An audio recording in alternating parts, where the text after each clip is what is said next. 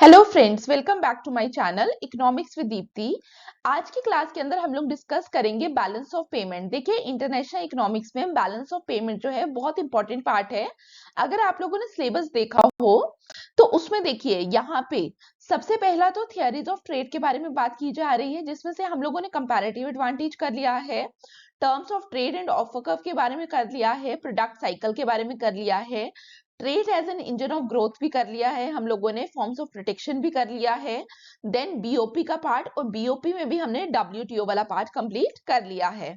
अब देखिए, अभी तक हमारा रहता क्या है, नंबर 1 इज द हेबरलर थियरी, अभी हम लोगों ने डिस्कस करनी है।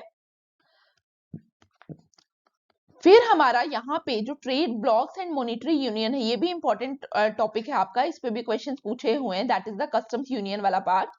ये दोनों टॉपिक्स हमारे रहते हैं। अब हम क्या करेंगे, बीओपी डिस्कस करने के बाद इन दोनों टॉपिक्स को डिस्कस करेंगे। तो देखिए, बीओपी में हम लोग क्या करेंगे, नियर अबाउट हमारी 15 क्लासेस रहने वाली हैं बैलेंस ऑफ पेमेंट के ऊपर, इंक्लूडिंग प्रीवियस ईयर क्वेश्चंस।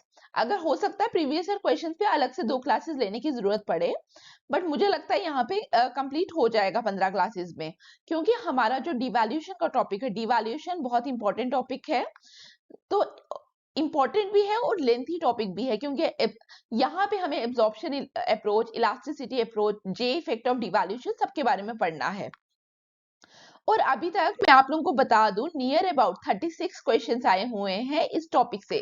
ठीक है, 36 क्वेश्चंस आए हैं बीओपी से। तो बीओपी में अगर 36 क्वेश्चन अभी तक यूपीएससी ने पूछे हैं 1997 2023 के बीच में, तो आप लोग सोच लीजिए कि बैलेंस ऑफ पेमेंट का जो टॉपिक है दैट इज वेरी इंपॉर्टेंट, सबसे पहला पॉइंट। तो आप लोगों को बीओपी हर हालत में प्रिपेयर करना है एग्जाम के लिए। अब हम अपने टॉपिक पे आते हैं।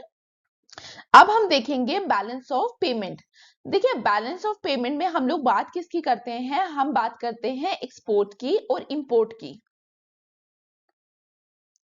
अगर मैं इंडिया और किसी और कंट्री की बात करूं, लेट्स से यूएस की बात कर रहे हैं, तो आप लोगों को पता है कि इंडिया और यूएस क्या करती है, आपस में ट्रेड करती है। तो इंडिया से जो कमोडिटी यूएस में जा रही है वो क्या होगा, that is export for India. और यूएस के लिए वो क्या होने वाला है, यूएस के लिए that becomes import, import for US. Likewise जो यूएस से इंडिया आएगा वो क्या होगा, that is import for India, but it is export for US. तो अगर हमें इंडिया के पर्सपेक्टिव से एक अकाउंट प्रिपेयर करना हो, जहां पे हम लोग क्या करेंगे, जहां पे हम लोग ये एक्सपोर्ट फॉर इंडिया, इंडिया से कितना एक्सपोर्ट गया, और इंपोर्ट फॉर इंडिया, इन दोनों को लिखें, that account becomes balance of payment account. तो बैलेंस ऑफ पेमेंट अकाउंट में क्या आएगा, बैलेंस ऑफ पेमेंट अकाउंट में आपके आते हैं exports as well as imports. तो पहला आप लोगों को समझ आया कि बैलेंस ऑफ पेमेंट अकाउंट क्या होता है। जब भी आप लोगों को बैलेंस ऑफ पेमेंट अकाउंट के बारे में पूछा जाए, तो यहाँ पे हम मेजरली 2 चीजों पे बात करते हैं, number 1 is the export and number 2 is the import. Now please read the definition. Balance of payment क्या है, it is a systematic record of all the economic transactions between the residents of a given country and the residents of the rest of the world. कि आप बाहर वालों के साथ क्या exchange कर रहे हैं गुड्स का, यहाँ पे उसी की बात की जा रही है। ठीक है, जैसे हम लोगों ने अभी इंपोर्ट्स एंड एक्सपोर्ट्स की बात की, बेसिकली यहाँ पे उसी की बात की जा रही है। अब देखिए, यहाँ पे आप लोगों को ये भी पता होना चाहिए कि बाहर से हमारी कंट्री में क्या आ रहा है, जो बाहर से हमारी कंट्री में आ रहा है वो हम लोग क्या कर रहे हैं, दैट इज रिसीवेबल्स। हम लोगों को वो चीजें बाहर से मिल रही हैं, उनको हम क्या कहते हैं इकोनॉमिक्स में, that is known as receipt. अब जब बाहर से आप लोगों के पास आ रहा है, ठीक है, आपने क्या किया, आपने एक्सपोर्ट किया कमोडिटी का। जब आपने एक्सपोर्ट की कमोडिटी, तो in return of that export आपको क्या मिलेगा, आपको अर्निंग्स होंगी। ठीक है, क्योंकि आप लोग कोई भी गुड बाहर सप्लाई करोगे तो in return of that particular good आपको क्या मिलने वाला है, आपको पैसा आएगा। तो आप लोगों के लिए क्या होगा, अर्निंग्स होंगी। लेकिन कई बार आपके पास पैसा किस तरीके से भी आएगा, आपने क्या किया, गवर्नमेंट ने क्या किया, बोरोइंग की, किसी और कंट्री से अगर उधार लिया, तो फॉर द टाइम बीइंग वो पैसा कहाँ पे रह रहा है, वो पैसा भी आप लोगों के पास ही आएगा। तो रिसीट्स में सिर्फ अर्निंग्स नहीं आती, receipts also includes the borrowing part. तो अगर अब आप लोगों से कोई पूछे कि रिसीट्स में क्या आता है, रिसीट्स में अर्निंग भी आती है, रिसीट्स में बोरोइंग भी आएंगी, और हम लेटर ऑन देखेंगे कि अर्निंग हमारा कौन से अकाउंट में आता है और बोरोइंग हमारा कौन से अकाउंट में आता है। लाइकवाइज जब हम पेमेंट की बात करते हैं तो पेमेंट्स क्या होंगी, पेमेंट हमारी कंट्री से जो बाहर जा रहा है। अब जैसे हम लोगों ने क्या किया, हमने जब एक्सपोर्ट किया, एक्सपोर्ट के लिए हमारे पास क्या आया, अर्निंग आई, हमें पैसा अर्न हुआ। लेकिन वही जब हम इंपोर्ट कर रहे हैं, इंपोर्ट के लिए अब कौन करेगा, अब हम लोग पे करेंगे। तो इंपोर्ट के लिए हमने क्या किया, दैट इज आर स्पेंडिंग। तो आप लोगों को पता होना चाहिए, जैसे हमारा रिसीट में अर्निंग आएगा वैसे ही हम जब पेमेंट्स की बात करेंगे हमारी क्या आएगी, स्पेंडिंग। और यहाँ पे जैसे बोरोइंग आपका रिसीट में आया, वैसे कई बार क्या होता है, हमारी कंट्री भी तो फॉरेन कंट्री में किसी को क्या कर सकती है, लोन प्रोवाइड कर सकती है। That at that time borrowing की जगह यहाँ पे क्या आएगा, पेमेंट में लेंडिंग। तो अब आप लोगों के दिमाग में ये चीज क्लियर होनी चाहिए, जब आप रिसीट की बात करोगे, रिसीट में दो चीजें आएंगी, number 1 is your earnings and number 2 is your boring. Likewise जब हम पेमेंट की बात करेंगे तो पेमेंट में भी दो चीजों की बात की जाती है, number 1 is your spending and number 2 is your lending. Clear. अब हम देखेंगे बीओपी में, जब हम बैलेंस ऑफ पेमेंट की स्टेटमेंट, क्योंकि एक रिकॉर्ड बनेगा बैलेंस ऑफ पेमेंट का, तो यहाँ पे बैलेंस ऑफ पेमेंट में क्या होगा, नंबर 1 में लिखा होगा गुड्स अकाउंट, फिर सर्विसेज आएगी, फिर यूनिलेटरल ट्रांसफर पेमेंट। इस तरीके से आप लोगों के जो टोटल अकाउंट्स होते हैं under the balance of payment कितने होते हैं, दैट इज 6। तो कौन कौन से होते हैं एक बार रीड कर लीजिए। Number 1 is the goods account, number 2 is the services account, number 3 unilateral transfer account, number 4 is the long term capital account, number 5 short term capital account, number 6 is the international liquidity account. Clear. तो सबसे पहले हम 1 bye 1 इन सब accounts के बारे में पढ़ेंगे। देखिए गुड्स अकाउंट, गुड्स अकाउंट में नाम से ही पता चल रहा है कि अगर मैंने क्या किया, मैंने पेन का ट्रेड किया, ठीक है, इंपोर्ट या एक्सपोर्ट क्या हुआ, पेन का हो रहा है, या क्या हो रहा है, इस माइक का ट्रेड हो रहा है, या पेन टेबलेट मैंने लिया, तो क्या हुआ, ये सारे क्या है, दीज आर गुड्स, या जिनको हम लोग इकोनॉमिक्स में क्या कहते हैं, these are also known as merchandise. तो गुड्स अकाउंट में क्या होगा, जितना भी आपका ट्रेड किस पे होगा, मर्चेंडाइज में होगा, that all comprises the goods account.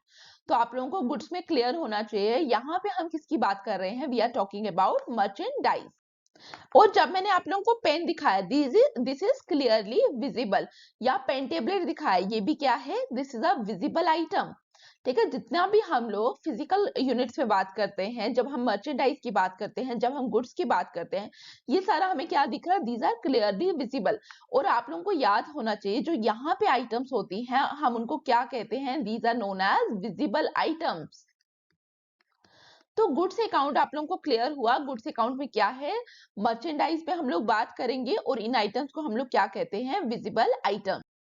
और मैंने आप लोगों को थोड़ी देर पहले क्या बताया, जब हम बैलेंस ऑफ पेमेंट अकाउंट की बात कर रहे हैं, हम किसकी बात कर रहे हैं, we are talking about receipts and payments. अब आप लोग मुझे आंसर देंगे, जब रिसीट और पेमेंट बराबर होंगी तब क्या होगा, तब आप उसको क्या कहेंगे, number 1 receipt is equal to payment, जो चीजें आपकी कंट्री में आई, जो पैसा आपकी कंट्री में आया, दैट इज इक्वल टू जो पैसा आपकी कंट्री से गया। एक कंडीशन ये हो सकती है, एक कंडीशन ये भी तो हो सकती है जहां पे हम लोग बोलेंगे कि रिसीट्स क्या है, receipts are greater than payment. ठीक है, जो पैसा हमारी कंट्री में आ रहा है अंडर द गुड्स अकाउंट, वो ज्यादा है एज कंपेयर टू द पैसा जो हमारी कंट्री से बाहर जा रहा है। और तीसरा केस ये हो सकता है जहां पे हम लोग बोलेंगे receipts is less than payment और payment is greater than receipt. तो देखिए दीज आर द 3 केसेस जो हम लोग कहां पे डिस्कस करते हैं, गुड्स अकाउंट पे। तो जब receipt is equal to payment, उस समय हम इसको क्या कहेंगे, किसी को आइडिया है, कमेंट बॉक्स में मेंशन करिए। देखिए जब receipts is equal to payment है, और जो लोग यूजीसी नेट के लिए, सॉरी एनटीए नेट के लिए पढ़ रहे हैं, उनको भी मैं बता दूं, इस तरीके के क्वेश्चंस कई बार पूछे जाते हैं। तो जब receipts is equal to payment, ये सिचुएशन आपकी किसकी बनेगी, it is a situation of zero goods balance, मतलब बराबर है। जब रिसीट्स ग्रेटर देन पेमेंट है, इसका मतलब आपके पास कुछ बच रहा है।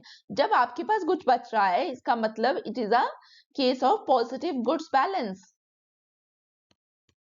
Likewise receipts is less than payment, मतलब आपकी पॉकेट से ज्यादा जा रहा है, आप कहीं से उधार ले रहे हैं या कोई भी रीजन है, लेकिन अल्टीमेटली आपकी पॉकेट से क्या हो रहा है, ज्यादा पैसा बाहर जा रहा है, तो हम लोग क्या कहेंगे, this is the case of negative goods balance.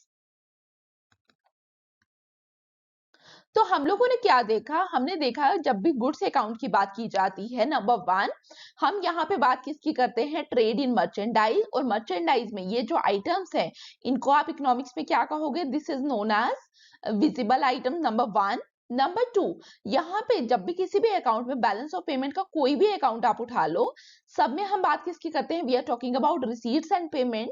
जब गुड्स अकाउंट के अंदर receipt is equal to payment होगा तब हम उसको क्या कहेंगे, this is known as zero goods balance. Number two, जब receipt is greater than payment होगा तब आप उसको क्या कहेंगे, that this is known as positive goods balance. And number three is the receipt is less than payment, इसको हम लोग क्या कहेंगे, this is known as negative goods balance. Clear, ये तो हमारा गुड्स अकाउंट का हुआ। अब हम देखेंगे सर्विसेज अकाउंट। सर्विसेज अकाउंट की अगर हम बात करें तो सर्विसेज अकाउंट भी वैसा ही होता है जैसा गुड्स अकाउंट होता है। यहाँ पे भी हम रिसीट एंड पेमेंट की ही बात करेंगे, बट फर्क क्या है, जैसे आप गुड्स अकाउंट में मर्चेंडाइज की बात करेंगे, गुड्स की बात करेंगे, उसी तरीके से जब हम सर्विसेज अकाउंट की बात करेंगे, यहाँ पे हम स्पेसिफिकली किसकी बात करने वाले हैं, we are talking about services. जैसे अगर आप लोग टूरिज्म की बात करें तो टूरिज्म में जो सर्विस है तो हम यहाँ पे उसकी बात करने वाले हैं, यहाँ पे हम हॉस्पिटैलिटी सेक्टर की सर्विसेज की बात करेंगे, यहाँ पे हम आईटी सेक्टर की सर्विसेज की बात करेंगे एंड सो ऑन। तो यहाँ पे आप लोगों को पता होना चाहिए जो हमारी पेमेंट एंड रिसीट्स की बात होंगी, यहाँ पे पेमेंट एंड रिसीट्स किसकी होंगी, पेमेंट एंड रिसीट्स होंगी सर्विसेज की। क्लियर। अब जैसे मैंने आप लोगों को बताया था कि गुड्स अकाउंट में क्या होता है, विजिबल आइटम्स होती हैं, यहाँ पे जब हम सर्विसेज अकाउंट की बात करेंगे तो यहाँ पे आइटम्स कैसे होने वाली हैं, आइटम्स होने वाली हैं इनविजिबल, पहली बात। फिर अगर हम लोग बात करें यहाँ पे, जैसे हम लोगों ने गुड्स अकाउंट की बात की, हमने क्या बोला, पेमेंट एंड रिसीट्स, वैसे ही मैंने आप लोगों को गुड्स अकाउंट में एक और बात बताई थी, जहां पे मैंने पहला क्या बोला था, receipts is equal to payment, receipt is greater than payment,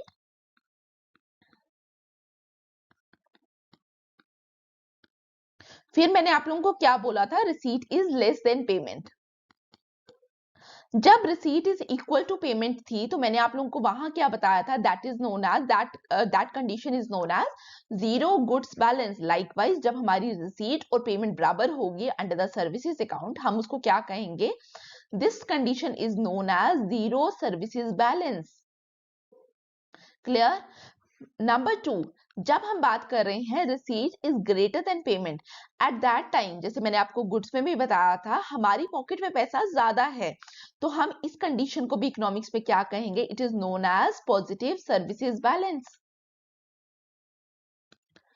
फिर तीसरा पॉइंट जहां पे हम लोगों को क्या देखने को मिलेगा, receipt is less than payment, इस यहाँ पे जैसे मैंने गुड्स में भी आप लोगों को बताया था, this situation is known as negative services balance. तो यहाँ पे सॉरी नेगेटिव गुड्स बैलेंस, यहाँ पे जब आपकी सर्विसेज की बात आएगी तो यहाँ पे भी हम क्या कहेंगे, this is known as negative services balance. तो आप लोगों को अभी तक ये पता चल गया कि गुड्स अकाउंट की जब बात आती है वहां पे आपको जीरो गुड्स बैलेंस की सिचुएशन भी देखने को मिल सकती है, पॉजिटिव गुड्स बैलेंस भी देखने को मिल सकता है, और नेगेटिव गुड्स बैलेंस भी देखने को मिल सकता है। लाइकवाइज जब हम किसकी बात करेंगे, we are talking about services account, तो वहां पे भी हमें जीरो सर्विसेज बैलेंस देखने को मिल सकता है, पॉजिटिव सर्विसेज बैलेंस देखने को मिल सकता है एंड नेगेटिव सर्विसेज बैलेंस देखने को मिल सकता है। क्लियर। अब हम गुड्स अकाउंट, सर्विसेज अकाउंट के बाद हम तीसरे अकाउंट की बात करेंगे, that is known as unilateral transfer account. जैसे अब यहाँ पे अगर आप लोग नाम को ध्यान से देखें तो यहाँ पे यूनिलेटरल है, मतलब एक ही डायरेक्शन पे अगर आपको पैसा आ रहा है, ठीक है, क्या हुआ, गवर्नमेंट को क्या मिला, इकोनॉमिक एड मिली फॉर एग्जांपल। तो जब गवर्नमेंट को इकोनॉमिक एड मिली किसी भी ऑर्गेनाइजेशन के थ्रू, कोई यहाँ पे कोई डिजास्टर आ गया, तो बाहर से किसी कंट्री से क्या आ रही है, यहाँ पे इकोनॉमिक एड आ रही है, तो in return of that economic aid क्या गवर्नमेंट उनको वापस कुछ ऑफर करती है, तो गवर्नमेंट क्या कर रही है, गवर्नमेंट सिर्फ ले रही है। लाइकवाइज किसी और कंट्री में क्या हो रहा है, हम लोग क्या कर रहे हैं, किसी और कंट्री में कोई डिजास्टर आ गया तो हमारी कंट्री से वहां जब जा रहा है तो वो भी क्या है, that aid is again a unilateral aid. ठीक है, तो यहाँ पे हम क्या लिखते हैं यूनिलेटरल ट्रांसफर अकाउंट में, यहाँ पे हम लोग किसकी बात करेंगे, गवर्नमेंट की ट्रांसफर की, कि गवर्नमेंट पैसा ले रही है या दे रही है। ठीक है, लेकिन ये क्या होगा, इट इज वन डायरेक्शन, इसके एक्सचेंज में गवर्नमेंट को कुछ मिलेगा नहीं, या अगर गवर्नमेंट ले रही है बाहर की कंट्री से तो गवर्नमेंट भी इसके एक्सचेंज में कुछ पैसा नहीं दे रही है। तो it can be in the form of aid, grant. Likewise हम लोग यहाँ पे क्या बात करेंगे, प्राइवेट ट्रांसफर की। जिन लोगों के रिलेटिव्स बच्चे क्या होते हैं, बाहर गए होते हैं, जॉब करने गए हुए हैं, तो वो क्या करते हैं, वो यहाँ पे अपने पेरेंट्स को क्या करते हैं, पैसा बेचते हैं। जो पैसा ये लोग बेचते हैं उनको हम लोग क्या कहते हैं, that is known as private transfer.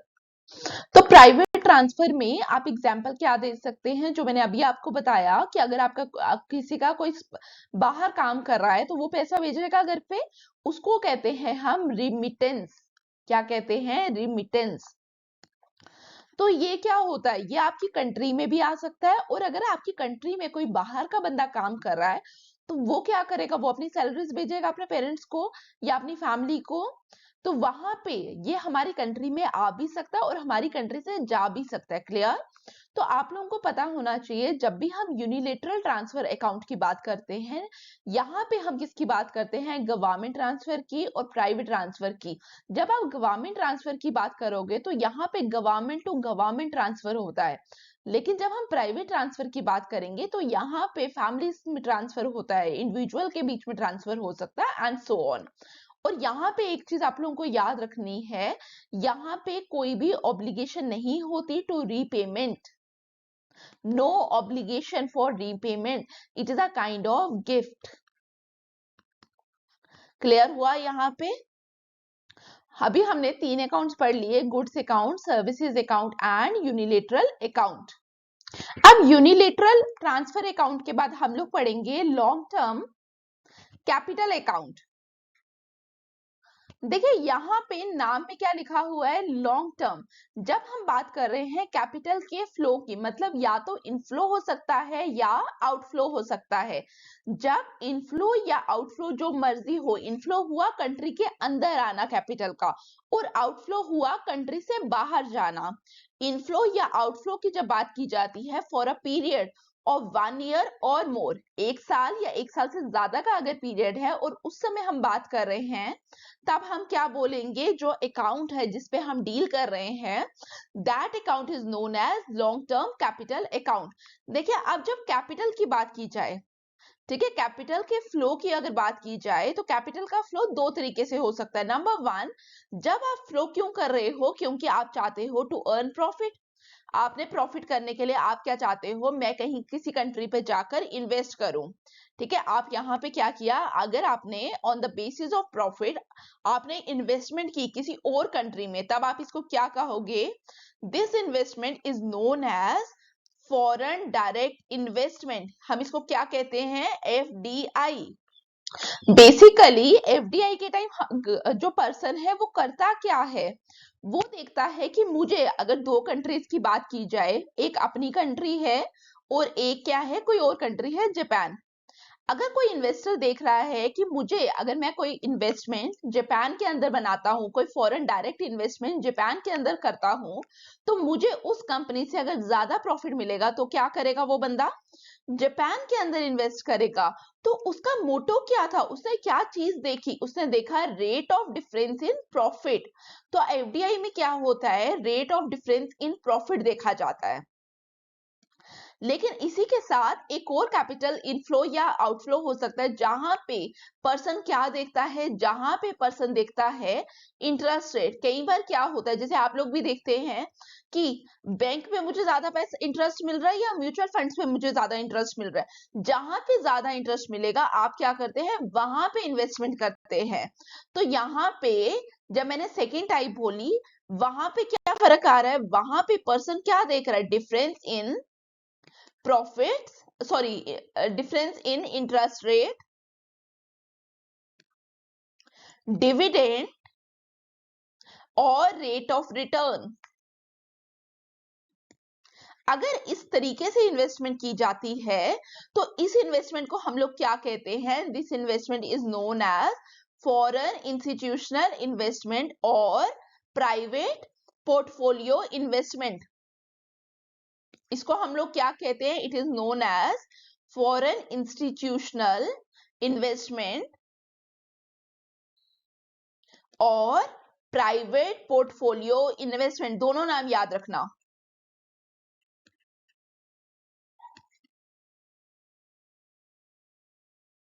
Clear हुआ यहां तक? दोनों नाम याद हो गए।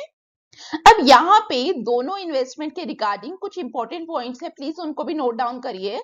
जब हम बात करते हैं प्राइवेट डायरेक्ट इन्वेस्टमेंट की और फॉरेन डायरेक्ट इन्वेस्टमेंट की, तो ये इन्वेस्टमेंट किस किस फॉर्म्स में आ सकती है?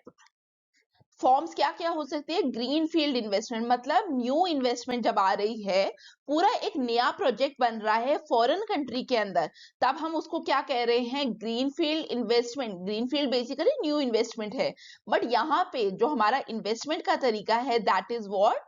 That is in foreign country. तो यहाँ पे हम क्या बोल रहे हैं? FDI can come in the form of green field investment. Number 2, acquisition हो सकता है। एक्विजिशन क्या होता है?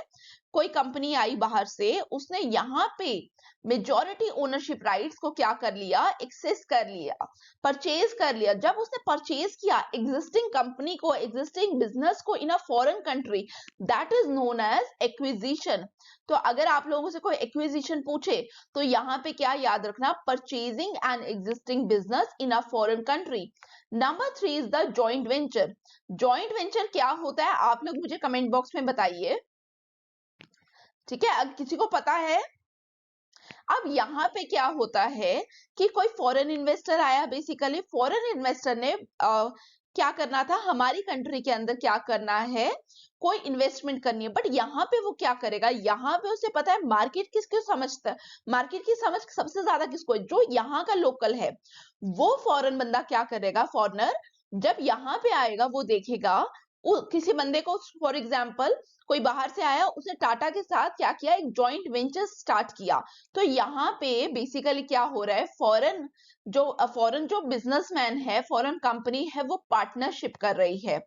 जब जॉइंट वेंचर की बात की जाए, फॉरेन डायरेक्ट इन्वेस्टमेंट में पार्टनरशिप की जा रही है with a local person, local company to establish a new company. Clear? और लास्ट होता है माइनॉरिटी इन्वेस्टमेंट। अब देखिए, जब हमने एक्विजिशन की बात की, यहाँ पे बात किसकी हो रही है? एक्वायर। जब आप एक्वायर करते हैं, इसका मतलब 51% स्टेक्स आपके पास होने चाहिए। बट माइनॉरिटी में क्या होता है? लेस देन 50% स्टेक आपके पास होने चाहिए। इसका मतलब you are not the owner. हो सकता है 10% हो सकता है 20% हो। क्लियर? तो अब आपको कोई भी पूछे प्राइवेट डायरेक्ट इन्वेस्टमेंट किस फॉर्म में आएगी? Number 1 is the greenfield investment, number 2 is the acquisition, number 3 is the joint venture, number 4 is the minority investment. Clear? और इन इन्वेस्टमेंट का फायदा क्या होता है? जब हम प्राइवेट डायरेक्ट इन्वेस्टमेंट की बात करते हैं, फॉरेनर कंपनी, जो फॉरेन की कंपनी है, जो हमारी कंट्री में आके इन्वेस्टमेंट कर रही है, या हमारी कंट्री किसी और कंट्री में जाकर इन्वेस्टमेंट कर रही है, उस कंपनी को क्या फायदा होता है? देखिए, एक तो न्यू मार्केट्स मिल जाती है, access new markets, number 1। Number 2, gain a competitive advantage.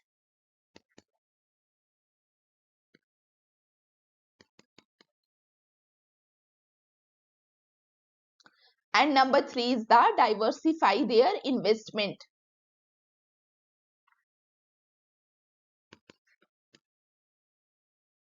ये हो गया हमारा प्राइवेट डायरेक्ट इन्वेस्टमेंट के बारे में।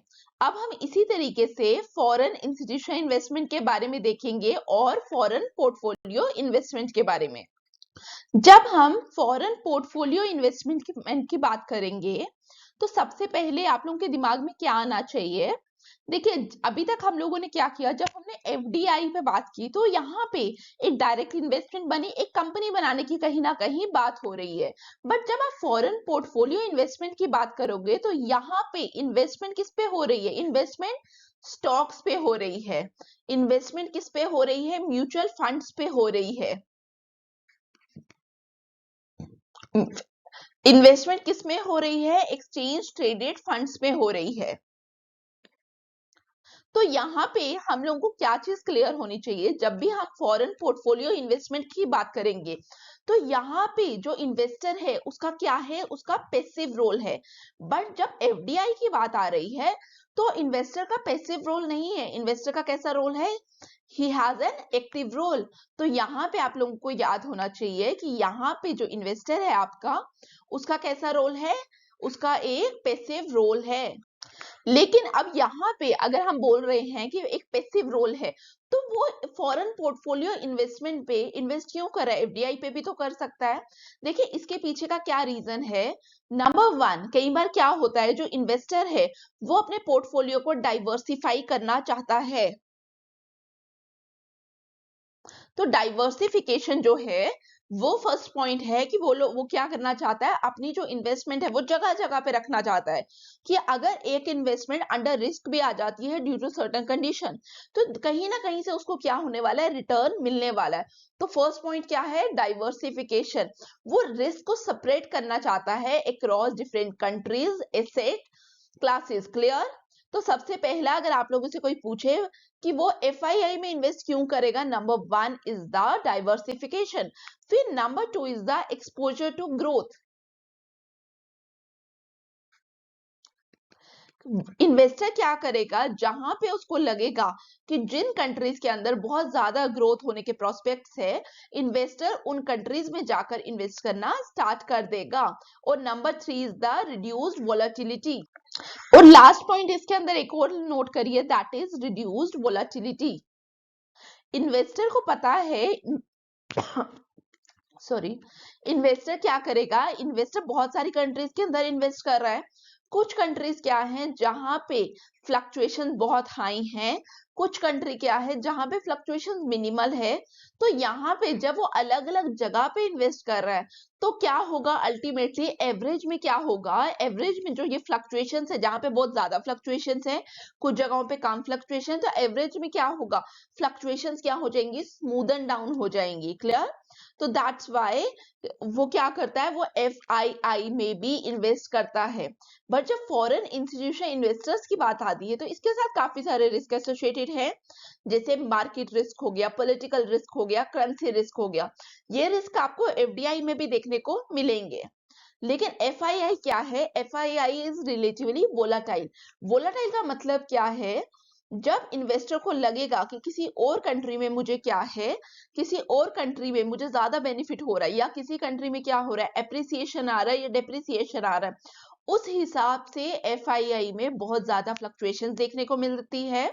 और जब हम इंडियन इकोनॉमी वाला टॉपिक पढ़ेंगे तो आपको तब मैं बताऊंगी कि क्यों गवर्नमेंट कहती है कि हमें यहाँ पे, जैसे हमें क्या करना है, हमें कैपिटल अकाउंट में बहुत ज्यादा कन्वर्टिबिलिटी नहीं लानी है। 100% कन्वर्टिबिलिटी की बात नहीं होती है। ठीक है, अब हम बात करेंगे शॉर्ट टर्म कैपिटल अकाउंट की।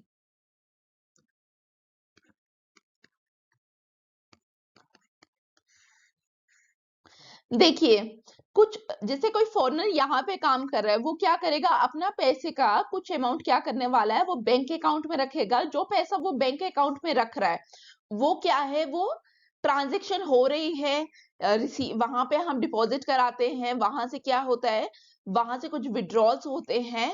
तो फॉरेनर भी यही करेगा। तो ये पैसा जो है that is for less than 1 year. और कुछ और अरेंजमेंट्स भी होंगी जहां पे उसने क्या किया होगा, कम से 1 साल से कम के लिए पैसा रखा होगा। तो इस पैसे को हम लोग क्या कहते हैं, this account is known as short term capital account. और काफी कंट्रीज में इसको क्या कहा जाता है, unrecorded transaction account.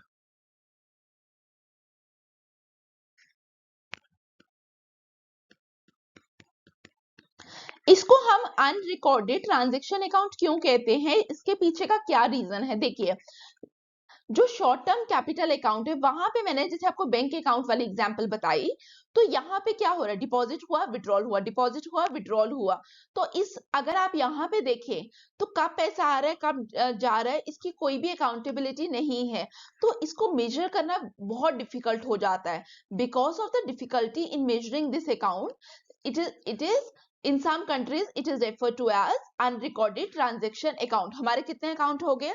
Goods account, services account, unilateral transfer account, long term capital account, short term capital account. अब लास्ट होता है हमारा यहाँ पे इंटरनेशनल लिक्विडिटी अकाउंट। ये हम समझेंगे बीओपी का टेबल। मैं आप लोगों के सामने एक अकाउंट बना रही हूं, उसके बाद मैं आप लोगों को समझाती हूं। देखिए, हमारे पास जितने भी अकाउंट्स है उसकी कुछ वैल्यूज लिखेंगे कि कितना आ रहा है और कितना हमारी कंट्री से जा रहा है। ये टेबल आप लोग भी बना ले।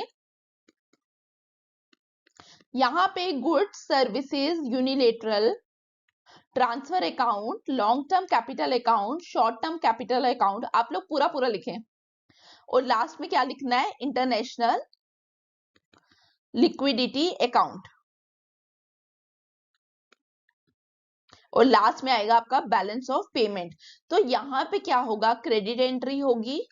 क्रेडिट एंट्री का क्या मतलब है? आप लोगों के पास जो रिसीट्स आ रही हैं that comprises the credit entry, और यहाँ पे जो डेबिट है that means it is a payment. यहाँ पे हम लोग वैल्यूज असाइन करेंगे, कुछ भी आप लोग वैल्यू दे सकते हैं, ठीक है। तो यहाँ पे मैं कुछ वैल्यूज लिख रही हूं।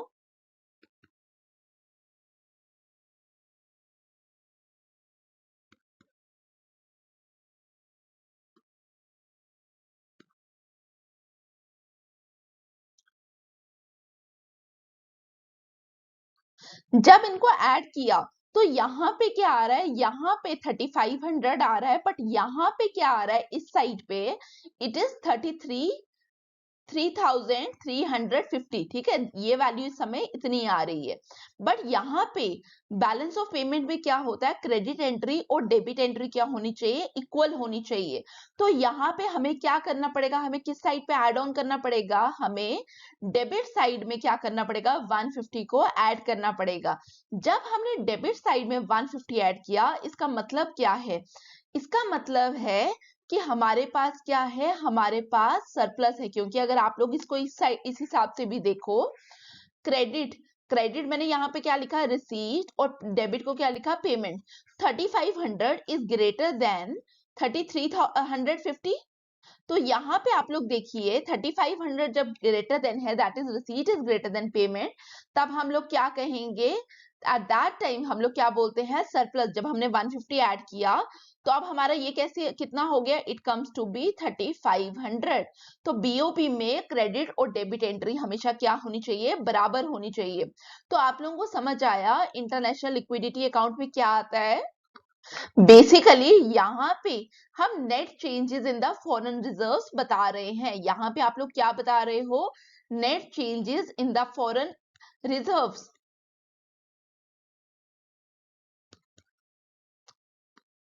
क्योंकि हमारा बीओपी अकाउंट तो यहाँ पे टेक्निकली खत्म हो जाना चाहिए था, बट हमने जो ये वैल्यू लिखी, ये हमें क्या बता रहा है? इतना हमारे पास सरप्लस है। इसका मतलब हमारी जो फॉरेन रिजर्व्स है उसमें ये क्या हुआ? एड ऑन हुआ। लेकिन अगर मैं यहाँ पे 150 की जगह यहाँ पे 150 लिखती ऑन द क्रेडिट साइड, ठीक है, अगर यहाँ की जगह हम कहाँ लिखते हैं? यहाँ पे, उसका मतलब क्या था? इतना हमारे लिए क्या हुआ? डेफिसिट हुआ। हमारे फॉरेन रिजर्व अकाउंट से, कंट्री से इतना पैसा कहां जाएगा? बाहर जाएगा। क्लियर? तो हमने बैलेंस ऑफ पेमेंट में क्या देखा? हमने बैलेंस ऑफ पेमेंट में 6 अकाउंट्स देखे। Number 1 is the goods account, number 2 is the services, number 3 is the unilateral transfer account, number 4 is the long term capital account, number 5 is the short term capital account, and number 6 is the international liquidity account. अब कुछ important definitions हैं जो balance of account, balance of payment के साथ के लिए relevant है, तो प्लीज उनको भी नोट डाउन कर लीजिए। Number first is the balance of trade. ये इंपॉर्टेंट चीज है, तो प्लीज आप लोग नोट्स भी बना लें इसके। अभी तक हम लोगों ने 6 अकाउंट्स देखे, उनमें से फर्स्ट 2 अकाउंट्स क्या थे? Goods account and services account. तो बैलेंस ऑफ ट्रेड में हम लोग क्या कहते हैं? जब हम गुड्स एंड सर्विसेज की ट्रांजेक्शन्स को इकट्ठे स्टडी करते हैं तो वो जो अकाउंट बनता है that is known as balance of trade. तो please note down, it is defined as, इसको नोट भी कर लीजिए, as the difference between the value of goods and services sold to foreigners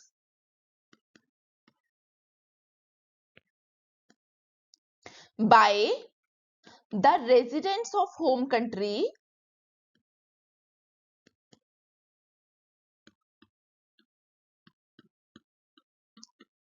and value of goods and services purchased by them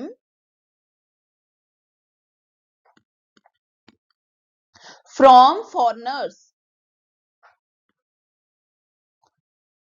अगर आप इसको technically देखें तो यहाँ पे जब हम लोग क्या लिख रहे हैं, difference of the between the value of goods and services sold, जब हम कोई चीज बेचते हैं तो हमें क्या मिलता है, उसके लिए हमें पैसा मिलता है। तो हम यहाँ पे सोल्ड टू फॉरेनर्स जब हमने लिखा तो यहाँ पे क्या है, हम किसकी बात कर रहे हैं, we are talking about receipts. और यहाँ पे हम लोगों ने आगे पढ़िए purchased by them from foreigners, मतलब जब हम परचेज करते हैं तो उसके लिए हम क्या देते हैं, हम पेमेंट देते हैं। तो यहाँ पे हम बेसिकली क्या बात कर रहे हैं, बेसिकली बैलेंस ऑफ ट्रेड में हम क्या कर रहे हैं, रिसीट्स गुड्स एंड सर्विसेज से जो हमें मिल रही है और जो पेमेंट्स हम लोग दे रहे हैं फॉर गुड्स एंड सर्विसेज, उन दोनों का जब हम डिफरेंस लेते हैं तो हमारे पास जो अकाउंट आता है that is known as balance of trade.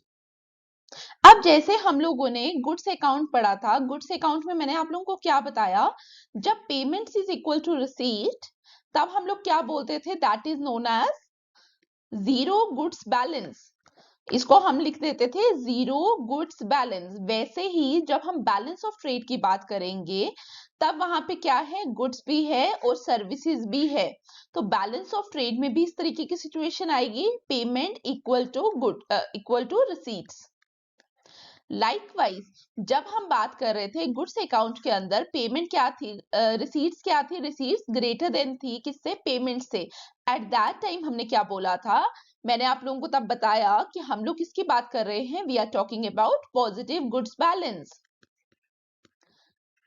वैसी एक कंडीशन हमारी बैलेंस ऑफ ट्रेड में भी आएगी जहां पे हम लोग क्या कहेंगे, रिसीट्स क्या है, ग्रेटर देन पेमेंट है under the balance of trade account, जहां पे हमारा गुड्स अकाउंट भी होगा और सर्विसेज अकाउंट भी होगा। लाइकवाइज एक और कंडीशन हमने यहाँ पे पढ़ी थी अंडर द गुड्स अकाउंट, जहां पे आपकी रिसीट्स क्या थी, these are less than your payment, जिसको मैंने क्या बोला था, this is known as negative goods balance.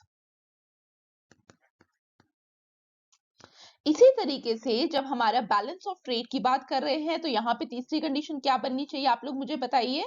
यहाँ पे हमारे पास आना चाहिए रिसीट्स लेस देन पेमेंट। अब यहाँ पे हम लोग की टर्मिनोलॉजी थोड़ी सी चेंज हो जाएगी। जब हमारा बैलेंस ऑफ ट्रेड के अंदर पेमेंट इक्वल टू रिसीट्स आ जाएगा, उसको हम क्या कहते हैं, that is known as equilibrium. तो हम इसको लिख भी देते हैं, इसको जब मैंने इक्विलिब्रियम बोला, और इक्विलिब्रियम कहाँ पे आ रहा है, equilibrium under the balance of trade, तो हम इसको क्या बोलेंगे, equilibrium of balance of trade. पहला पॉइंट क्लियर। दूसरा पॉइंट, जब मैंने क्या बोला, receipt is greater than your payment, यहाँ पे हम क्या बोल रहे थे, पॉजिटिव। यहाँ पे हम इसको पॉजिटिव गुड्स बैलेंस नहीं कहेंगे, यहाँ पे गुड्स अलोंग विद सर्विसेज की बात की जा रही है और this is known as surplus balance of trade. Clear. और फिर receipt is less than your payment, इसको हम लोग क्या कहते हैं, this is known as deficit balance of trade. तो आप लोगों को पता चल गया गुड्स अकाउंट और बैलेंस ऑफ ट्रेड। अगर यहाँ पे सर्विसेज अकाउंट लिख देती मैं गुड्स की जगह तो क्या हो जाता, zero zero services balance, positive services balance और नेगेटिव सर्विसेज बैलेंस। समझ आया। अब यहाँ पे देखिए एक और क्वेश्चन आता है कि हम लोग क्या surplus balance of trade that is positive balance of trade या नेगेटिव बैलेंस ऑफ ट्रेड, हमें इसमें से क्या चाहिए, ठीक है, हम सरप्लस की तरफ जाना चाहते हैं या हम डेफिसिट की तरफ। देखिए नॉर्मली हम लोगों का जो ह्यूमन बिहेवियर है उसके अकॉर्डिंग हम लोग क्या सोचते हैं कि रिसीट्स आर बेटर, जो हमारे पास आ रहा है दिस इज ऑलवेज बेटर, ठीक है, तो मैं यहाँ पे लिख भी दूं, अगर receipts are better, we always want receipts हमारे पास क्या हो, ज्यादा हो, क्योंकि रिसीट्स क्या है, रिसीट्स हमने क्या किया, हमारे पास पैसा आया। बट आप लोगों के साथ मैं एक चीज यहाँ पे भी शेयर करना चाहूंगी, जब हम current account and capital account पढ़ेंगे फर्दर, तब हम लोग देखेंगे कि हमारे लिए अगर आपकी रसीद करंट अकाउंट में आ रही है, करंट अकाउंट में अगर रसीद आ रही है, इसका मतलब क्या है, it means it is a earning. ठीक है, तो उस हिसाब से हम लोग क्या बोलेंगे कि दैट अर्निंग इज बेटर, हमने कुछ कमाया वो बेटर है। बट अगर ये रसीद कहाँ पे आई, कैपिटल अकाउंट में, रिसीट कैपिटल अकाउंट में आई, इसका मतलब क्या है, ये क्या हुआ, ये अर्निंग नहीं हुई, इट इज अ बोरोइंग। तो आप लोग देखिए, अकाउंट चेंज हुआ, उससे क्या हुआ, उससे उसका स्ट्रक्चर भी चेंज हो गया, उससे उसका करेक्टर ही चेंज हो गया। अगर अर्निंग है, इसका मतलब आप लोगों ने कुछ कमाया, वो तो आपके लिए अच्छा है ना, इकोनॉमी के लिए। बट जैसे आपने उधार लिया, आज तो आपने लिया उधार, आपने उससे जो मर्जी किया, लेकिन अगर आपने इस बोरोइंग से, ठीक है, अगर जो आपने बोरोइंग ली उससे आपने क्या किया, उसको आपने इन्वेस्ट कर दिया इंफ्रास्ट्रक्चर प्रोजेक्ट पे, आपने कोई एयरपोर्ट बनाया, कल को आप एयरपोर्ट बनाया है, कमर्शियल पर्पस के लिए आप यूज कर रहे हैं, आपको अर्निंग होगी। लेकिन आप साथ में अगर देखें तो अगर आप इसको इंफ्रास्ट्रक्चर की जगह क्या कर रहे हैं, आप उसके साथ डे टू डे एक्सपेंडिचर में यूज कर रहे हैं, ठीक है, या किसी और एक्टिविटी में यूज कर रहे हैं, ड्रॉट के लिए यूज कर लिया, ड्रॉट आया आपकी कंट्री में, फॉर दैट ड्रॉट आपने क्या किया, गवर्नमेंट ने बोरो कर लिया। अब आपने तो बोरो किया, गवर्नमेंट ने तो बोरो किया, बट गवर्नमेंट को ये भी तो ध्यान रखना है, इसके ऊपर हमें क्या पड़ेगा, डेट। तो डिपेंड करेगा आप इस बोरोइंग को कहाँ पे यूज कर रहे हो। क्लियर? ठीक है, अगर तो ये कहाँ पे यूज हो रही है कि हमें फर्दर हम इन्वेस्टमेंट कर रहे हैं इस पैसे से, देन दिस इज गुड। लेकिन अगर ये बोरिंग इस तरीके से की जाए कि हम इससे क्या कर रहे हैं, हम इससे किसी और पर्पस में यूज कर रहे हैं जहां से हमें इनकम जनरेट नहीं होगी, और इनकम जनरेट नहीं हो या नहीं हो, कंडीशन क्या है, जब बोरोइंग बोल दिया तो आपको डेट देना पड़ेगा। क्लियर? तो अब हम इसी करंट अकाउंट और कैपिटल अकाउंट को देखेंगे। सबसे पहले हम लोग देखेंगे करंट अकाउंट को। देखिए, हम लोगों ने अभी जब हमने बैलेंस ऑफ पेमेंट अकाउंट की बात की, तो वहां पे हमने 6 अकाउंट्स की बात की, जिसमें से हम लोगों ने क्या क्या देखा, हमने गुड्स अकाउंट देखा, हमने सर्विसेज अकाउंट देखा। हमने क्या बोला, जब आपका गुड्स अकाउंट और सर्विसेज अकाउंट को हम इकट्ठे डील कर रहे होते हैं, उसको हम लोग क्या कहते हैं, that is known as balance of trade. यही कहते हैं बैलेंस ऑफ ट्रेड, शॉर्ट में लिख रही हूं। अब यहाँ पे अगर मैं इस बैलेंस ऑफ ट्रेड में क्या कर दूं, यूनिलेटरल अकाउंट को भी मिला दूं, तो जो मेरे पास अकाउंट आने वाला है that is known as current account. मतलब अगर मैं इसको ये ऐसे लिख दूं, goods account plus services account plus unilateral transfer account,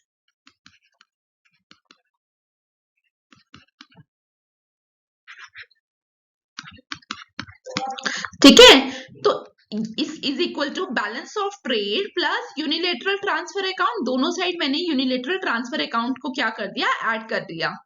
तो यहाँ पे जो मेरे पास फिगर आने वाली है उसको मैं क्या कहूंगी, that is known as current account. यही आपके लिए क्या है, करंट अकाउंट। तो आप लोग को क्या पता चला, जब हम बैलेंस ऑफ ट्रेड की बात करते हैं, वहां पे हमारे पास क्या आता है, goods account as well as services account. लेकिन जैसे ही हमने क्या कर दिया, हमने करंट अकाउंट की बात की, तो हम क्या करेंगे, उसे बैलेंस ऑफ ट्रेड पे ऐड कर देंगे, किसको, यूनिलेटरल ट्रांसफर अकाउंट को। क्लियर? अब देखिए, जैसे मैंने आप लोगों को थोड़ी देर पहले भी बताया था कि करंट अकाउंट में हम किसकी बात करते हैं, हम अर्निंग्स की बात करते हैं, और कैपिटल में हम किसकी बात करते हैं, हम बोरोइंग की बात करते हैं। देखिए, करंट अकाउंट है, करंट अकाउंट में हमारा क्या है, goods account, services account and unilateral transfer account. तो यहाँ पे जो हमारे पास रिसीट्स आ रही है, रिसीट्स हमारी क्या शो कर रही है, रिसीट्स शो कर रही है यहाँ पे अर्निंग, कि आप कितना कमा रहे हैं फॉरेन कंट्री से, वो कहाँ पे शो हो रहा है, दैट इज रिसीट, और वो क्या है, दैट इज अर्निंग। ठीक है, यहां तक। और करंट अकाउंट के अंदर जो हम पेमेंट्स की जब बात कर रहे हैं, पेमेंट्स हमारी यहाँ पे क्या है, पेमेंट इज पेंडिंग। ठीक है। तो यहाँ पे आप लोगों को समझ आना चाहिए, जब भी हम करंट अकाउंट की बात करेंगे हम अर्निंग एंड स्पेंडिंग की बात करते हैं, और इसी के कॉन्ट्रेरी जब हम कैपिटल अकाउंट की बात करेंगे वहां पे हम बोरोइंग एंड लेंडिंग की बात करेंगे। क्लियर? करंट अकाउंट क्या होता है। अब हमारा करंट अकाउंट कवर हो गया, अब हम बात करने वाले हैं कैपिटल अकाउंट की। देखिए, बैलेंस ऑफ पेमेंट की जब हम बात कर रहे हैं तो हम लोगों ने क्या क्या देख लिया बैलेंस ऑफ पेमेंट में। हमने गुड्स अकाउंट देख लिया, हमारा सर्विसेज अकाउंट कंप्लीट, हमारा यूनिलेटरल अकाउंट कंप्लीट। अब इन तीनों को मिलाकर हमारा क्या बना था, हमारा बना था करंट अकाउंट। अब इसी तरीके से जब हम लोगों ने क्या देखा, अब हमारा फोर्थ अकाउंट कौन सा होता है, लॉन्ग टर्म कैपिटल अकाउंट। और फिफ्थ क्या होता है, फिफ्थ हमारा होता है शॉर्ट टर्म कैपिटल अकाउंट। और लास्ट हमारा क्या था, इंटरनेशनल लिक्विडिटी अकाउंट।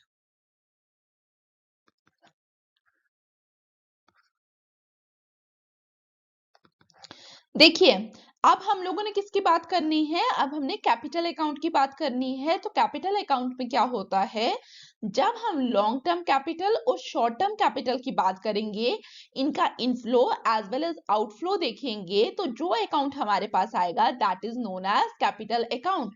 तो अगर कैपिटल अकाउंट की जब हम बात करेंगे तो यहाँ पे इनफ्लो एंड आउटफ्लो किसकी बात करेंगे, inflow and outflow of long term capital and short term capital.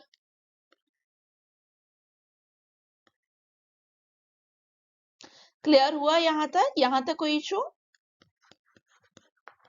अब मैंने आप लोगों को क्या बताया, यहां पे भी क्या आने वाला है, रिसीट एंड पेमेंट। जब हम कैपिटल अकाउंट की बात कर रहे हैं यहां पे भी हम दो चीजों पे बात कर रहे हैं, क्योंकि बैलेंस ऑफ पेमेंट का मतलब ही क्या है कि ट्रांजैक्शन हो रही है और ट्रांजैक्शन के टाइम कुछ रिसीट्स हैं और कुछ पेमेंट्स है, लेमैन लैंग्वेज में यही मतलब है। तो यहाँ पे जो रिसीट्स हैं जो हमारे पास आ रहा है वो क्या है, दैट इज बोरोइंग।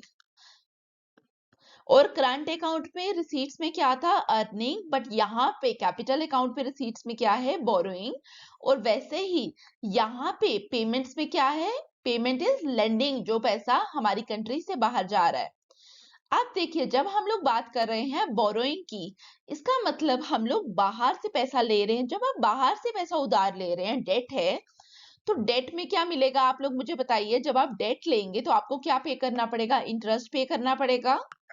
तो यहाँ पे मैं लिख भी देती हूँ कि जब आपने बोरोइंग ली तो आपको क्या पे करना पड़ेगा, interest, profit, dividend and royalty. आपको ये चीजें पे करनी पड़ेंगी। किसको, जिससे आपने बोरो किया।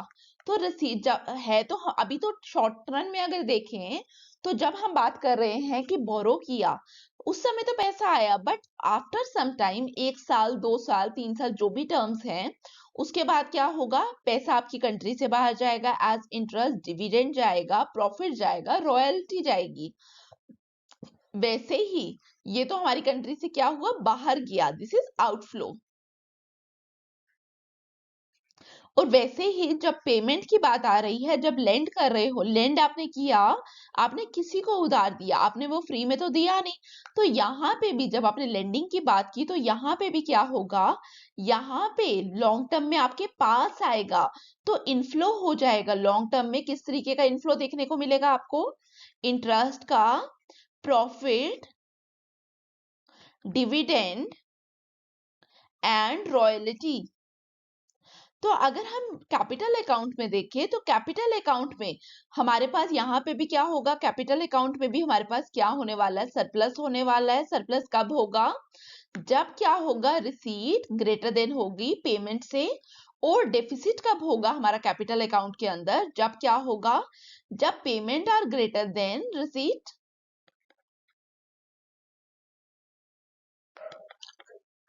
अब देखिए, अगर हम कैपिटल अकाउंट की बात करें तो हम यहाँ पे क्या बोलेंगे कि हमारे यहाँ पे क्या होना चाहिए, सरप्लस या डेफिसिट।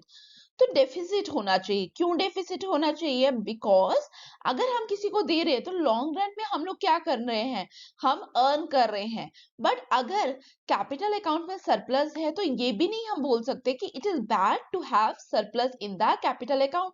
क्यों गलत नहीं है सरप्लस होना? देखिए, आप लोगों को क्या करना है, आपको अपनी इकोनॉमी को बेटर बनाना है। For that you need investment projects. और इन्वेस्टमेंट प्रोजेक्ट्स को रन करने के लिए आपको क्या चाहिए? आपको बहुत सारा फंड चाहिए। अब वो बहुत सारा फंड आएगा कहाँ से? वो बहुत सारा फंड आता है कहाँ से? Through borrowing. जब हम बोरो करते हैं फ्रॉम फॉरेन कंट्री, लेकिन उस बोरोइंग को यूज करते हैं प्रोडक्टिव एक्टिविटी के लिए, जैसे मैंने आपको एयरपोर्ट की example the, at that time that borrowing is right। लेकिन अगर आप उस बोरोइंग को अनप्रोडक्टिव एक्टिविटी के लिए यूज करते हो तो लॉन्ग रन में क्या हो जाएगा? लॉन्ग रन में आपका हाल बुरा होने वाला है। जैसे हम लोगों ने श्रीलंका में क्राइसिस देखा थोड़े टाइम पहले, पाकिस्तान में सिचुएशंस खराब हो जाती हैं। तो उस तरीके से आप लोगों को देखना पड़ेगा कि हमारा पैसा कौन से अकाउंट में आ रहा है और हमें उसको किस तरीके से यूज करना है। ठीक है, अगर अर्निंग है eight that time surplus is good. But अगर आप इतना बोरो कर रहे हो और आपके अकाउंट दिखा रहे हैं कि सरप्लस है, लेकिन वो सरप्लस इस वजह से है बिकॉज क्यों आपके पास पैसा पड़ा है, लेकिन वो पैसा कहाँ पे है? It is in the capital account. तो याद रखना, इतना लॉन्ग रन के लिए वो पैसा अच्छा नहीं है। शॉर्ट रन में और लॉन्ग रन में हमें देखना पड़ेगा वो पैसा कौन से अकाउंट में पड़ा है। आप इसको इस तरीके से भी समझ सकते हैं, हमने क्या किया, कैपिटल अकाउंट में क्या है, अभी बोरोइंग है, बोरोइंग की वजह से क्या दिख रहा है? सरप्लस। तो ओवरऑल बीओपी क्या है? बैलेंस ऑफ पेमेंट में हम current account and capital account के बारे में बात करते हैं। जब हमने बैलेंस ऑफ पेमेंट अकाउंट में current account and capital account की बात की और हमारा इस अकाउंट पे सरप्लस है एट प्रेजेंट, और उसकी वजह से हमें लग रहा है बीओपी भी क्या है? सरप्लस है। लेकिन आफ्टर सम टाइम क्या होगा? बिकॉज ये सरप्लस क्यों है? कैपिटल अकाउंट की वजह से हमें क्या देना पड़ेगा? हमें इन फ्यूचर इंटरेस्ट पे करना पड़ेगा, हमें इन फ्यूचर डिविडेंड देना पड़ रहा है, रॉयल्टी देनी पड़ रही है। तो इन फ्यूचर जो ये पैसा जा रहा है, ये कहाँ से जाएगा? ये पैसा अब जाने वाला है as payment, as spending from the current account. तो आज का जो कैपिटल अकाउंट में हमें सरप्लस दिख रहा है वो लेटर ऑन चेंज हो जाएगा किस पे? डेफिसिट पे, इन द करंट अकाउंट। और आप लोगों को अब ये भी क्लियर होना चाहिए कि क्या इस रीजन की वजह से आज का जो सरप्लस है कैपिटल अकाउंट में कल डेफिसिट बन जाएगा करंट अकाउंट में जाकर। क्या इस वजह से हमें क्या करना चाहिए? हमें बोरोइंग नहीं करनी चाहिए। तो आंसर डिपेंड करता है कि अगर आप बोरोइंग किस पे कर रहे हैं for productive purposes, then go for borrowing. क्योंकि आप लोग अगर इंफ्रास्ट्रक्चर प्रोजेक्ट्स के ऊपर इन्वेस्ट करेंगे तो क्या होगा? अल्टीमेटली आपको क्या मिलने वाला है? आपको आपकी इकोनॉमी में ग्रोथ होगी, क्योंकि इंफ्रास्ट्रक्चर प्रोजेक्ट्स पे लग रहा है, इकोनॉमिक डेवलपमेंट में पैसा लग रहा है, then it is good for the economy. But unplanned activities में लग रहा है, अनप्रोडक्टिव एक्टिविटीज में लग रहा है, then it is not good for the economy. मतलब आंसर क्या है? It is up to you कि आप किस तरीके से यूज करते हैं। तो उस बेसिस पे हम डिसाइड करेंगे कि जो हमारा सरप्लस है कैपिटल अकाउंट के अंदर वो अच्छा है या बुरा है। क्लियर? अब ये आप लोगों के लिए एक इंपॉर्टेंट पॉइंट है, प्लीज रीड इट। यहाँ पे हम लोग बात क्या कर रहे हैं कि नॉर्मली क्या होना चाहिए, जो टेक्निकली एक बेटर बिहेवियर माना जाता है बैलेंस ऑफ पेमेंट में, वो क्या होना चाहिए कि जो हमारा करंट अकाउंट है, हमारे पास करंट अकाउंट में हमारे पास क्या देखने को मिलना चाहिए? सरप्लस। क्योंकि करंट अकाउंट में हम लोग क्या कर रहे हैं? अर्निंग कैपेसिटी हमारी बता रहा है, तो यहाँ पे हमें सरप्लस देखना चाहिए, मिलना चाहिए।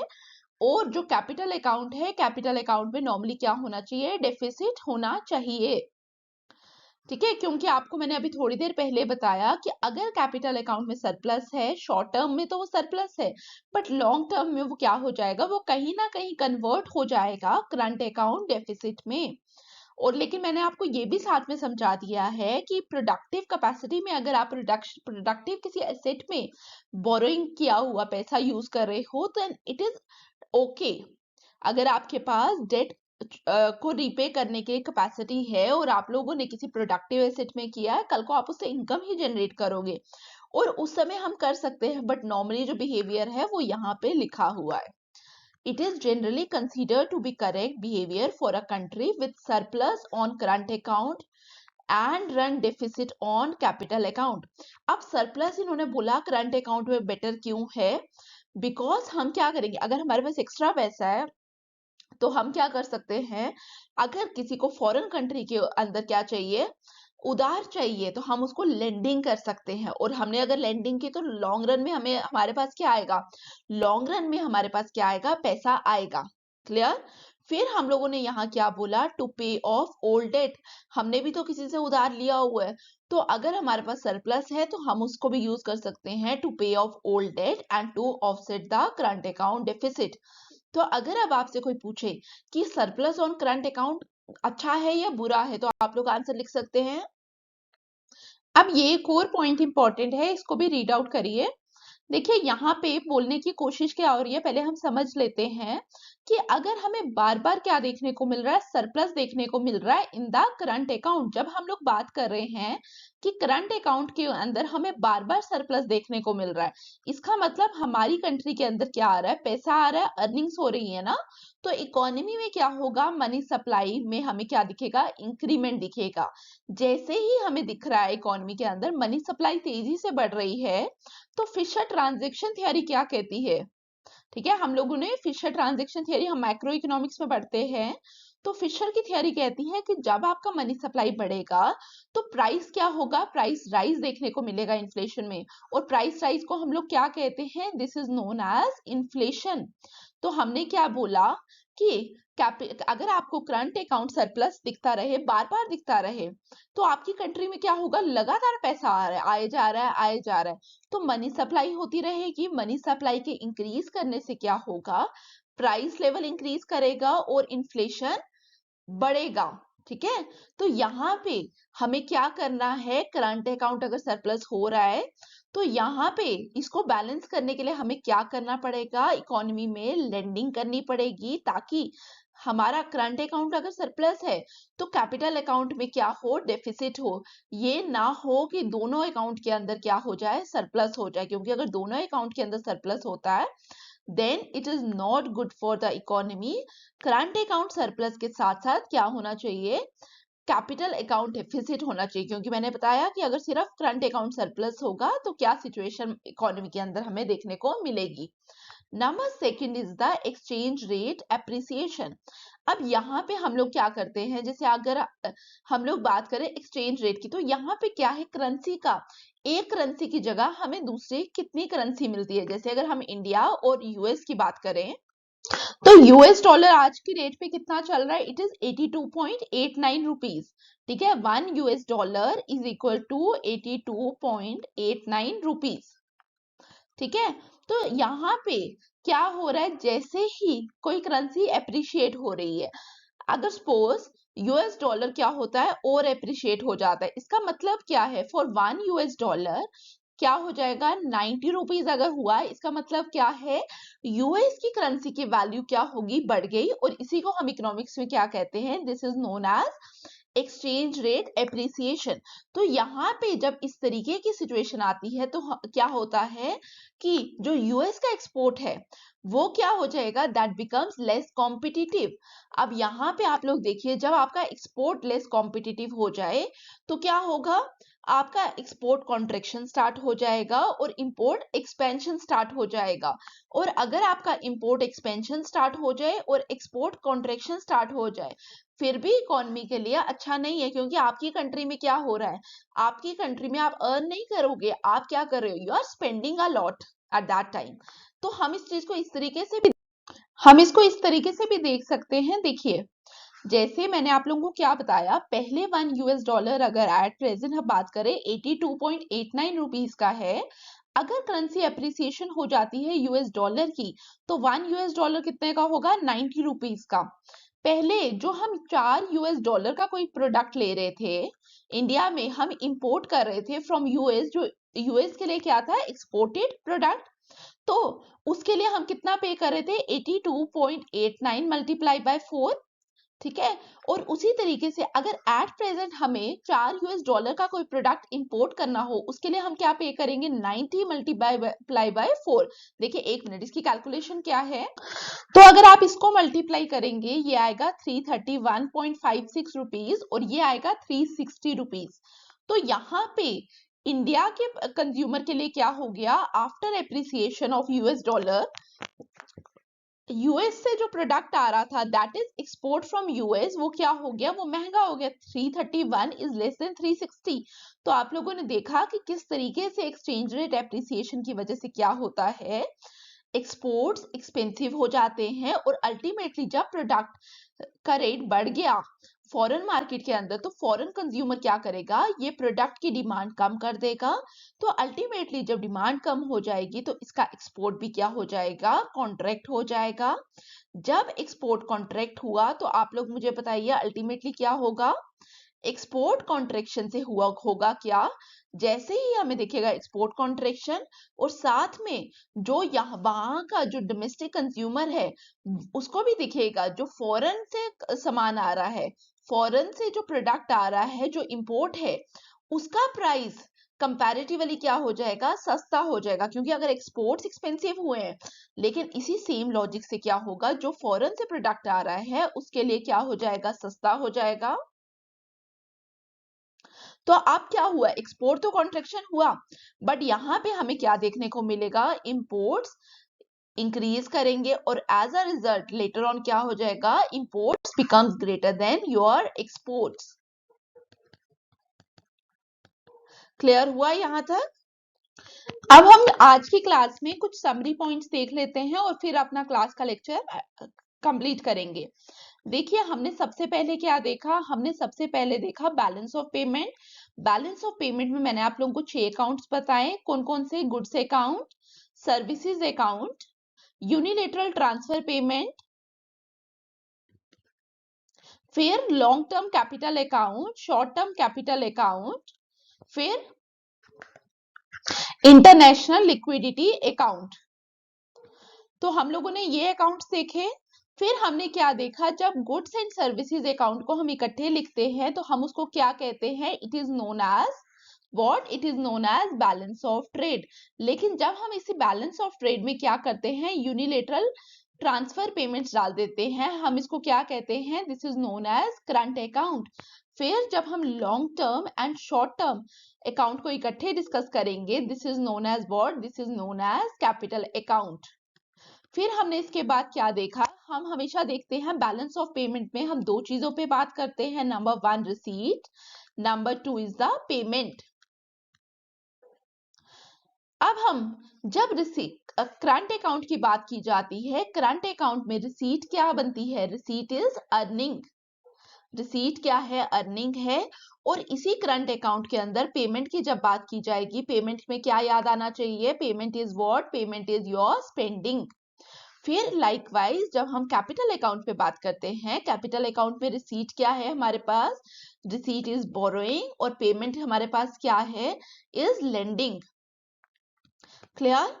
फिर मैंने आप लोगों को बताया कि जनरली क्या होता है, जनरली जो करेक्ट बिहेवियर है दैट इज करंट अकाउंट में क्या होना चाहिए, करंट अकाउंट में सरप्लस होना चाहिए और कैपिटल अकाउंट में हमारे पास क्या होना चाहिए, डेफिसिट होना चाहिए। अगर समहाउ करंट अकाउंट में सरप्लस हो लेकिन हम उस सरप्लस को यूज नहीं कर रहे फॉर लेंडिंग पर्पसेस, तब क्या होगा, एक तो एक्सपेंशन हो जाएगा मनी का, जिसकी वजह से क्या होगा, इन्फ्लेशन दिखने को मिलेगी मार्केट के अंदर। और दूसरा हमने क्या देखा, इन्फ्लेशन के साथ साथ दूसरा क्या हुआ कि जो एक्सपोर्ट्स हो जाएंगे वो लेस कॉम्पिटिटिव हो जाएंगे।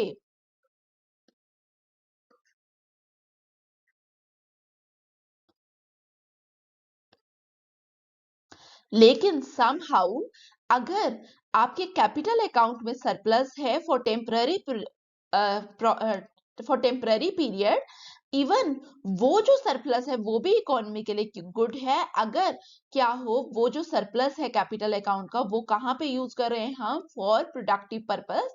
जैसे मैंने आपको किसकी बात बताई, एयरपोर्ट की बात हम लोगों ने की।